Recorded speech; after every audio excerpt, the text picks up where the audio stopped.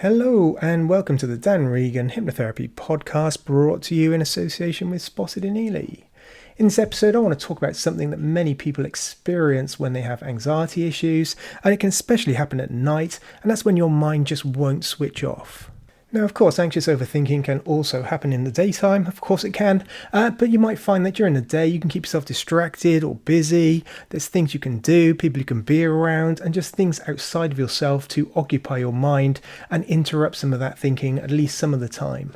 But as soon as things become quieter, there at night, you're there's just you and your own thoughts. It's dark, it's quiet, there's no external distractions. Those thoughts can become much louder and can seem to be occupying more of your brain and to carry more weight inside of your mind. And when I work with people for anxiety in Ely, they tell me about they're lying there at night, they start replaying conversations, honing in on bits, worrying about certain things they may have done or said or how they did them, start creating imagined conversations, interactions in their heads. There can be worries about all sorts of aspects about the next day and the future and what if this and worst case scenarios and catastrophizing and just things there that maybe you didn't process or have time for, you just kind of put to the back of your mind in the day. They all come to the fore, they all take over, and your mind just runs through all these things. Your imagination takes hold, and you can just find there at night there are fewer distractions, and these kind of overthinking, the anxious stuff, just occupies your brain and can lead to all sorts of anxious feelings. And of course, sometimes my clients even tell me it can be things, totally random things, but it's like your brain won't switch off. It creates that bit of anxiety about whatever it is, just random things from the day, things that aren't even things. But it goes round and round, conversations, replaying things, random things from further back, things that could go wrong in the future. And there you're just going over and over all those anxious thoughts in your mind. And of course, this is especially a thing at night because at night there are fewer distractions. The brain has more space to process unresolved thoughts, concerns, or to just imagine things inside of your mind. And if there's anxiety present, your brain remains alert, like it's scanning for threats, anything that might need attention. If there's anxiety attached to a thought or a thing, your brain treats it as important and will keep coming back to it because it needs to be processed.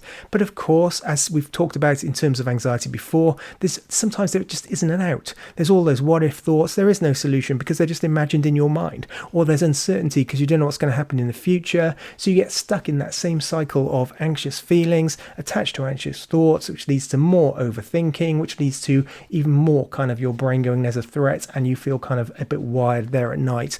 So no wonder you can't sleep.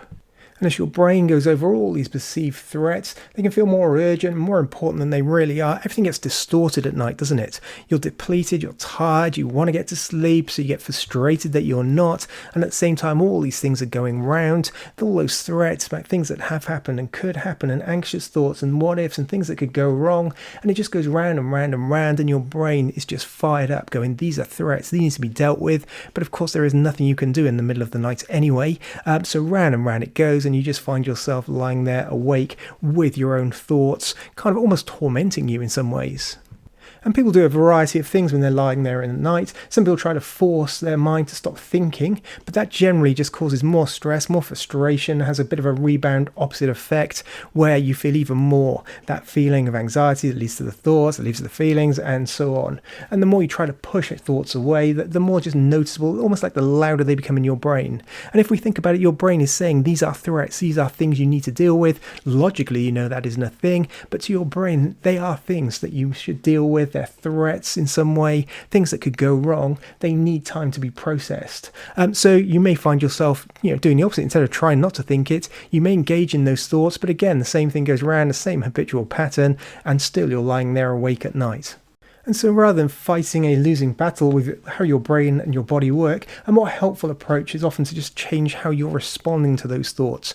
Now, there are many ways to interrupt, change, dispute, calm, alter thoughts inside your own head because they are in your own head, and you can learn how to direct those and orchestrate what goes on in your mind.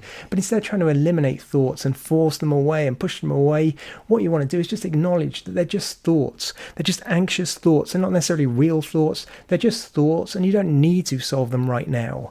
That has the effect of calming how you feel around it, which takes away the force, the power from it, and you just bring your focus back to something neutral, such as your breathing, which you can use to calm yourself, or the sensations around you, and just really starting to orchestrate, direct your mind, because you're not engaging, you're not giving them the anxious fuel. They're just thoughts. You don't need to solve them right now. You just acknowledge them, calm your feelings, change that focus, and over time this teaches your brain that these thoughts don't require immediate attention and starts to calm things down in terms of both what you do inside of your mind and your kind of anxious feelings, but also then changing that association of what happens when you're lying in bed at night.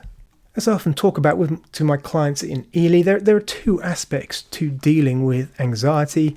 One is you need to get good through things like breathing techniques and other techniques of calming those feelings. If you calm your physical sensations, you calm your mind, and you create the space for thinking more clearly, logically, rationally around things.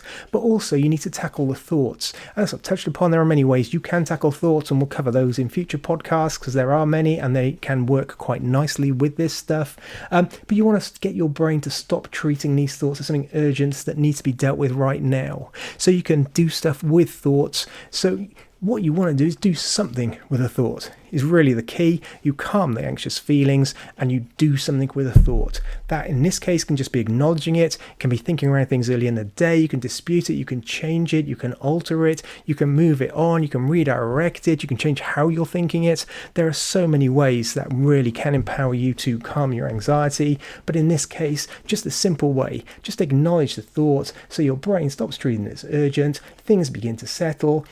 And if your mind is feeling busy at night, it doesn't mean that there's necessarily any problem or anything, you're doing anything wrong. It just means that your mind's trying to process, using that time, that space to process stuff and protect you and keep you safe so that you're ready to deal with those threats, or you're dealing with things that have happened inside of your mind, finding solutions, ways you'll tackle things. But with the right approach, you learn to switch off much more easily, much more effectively, and your mind feels quieter at night.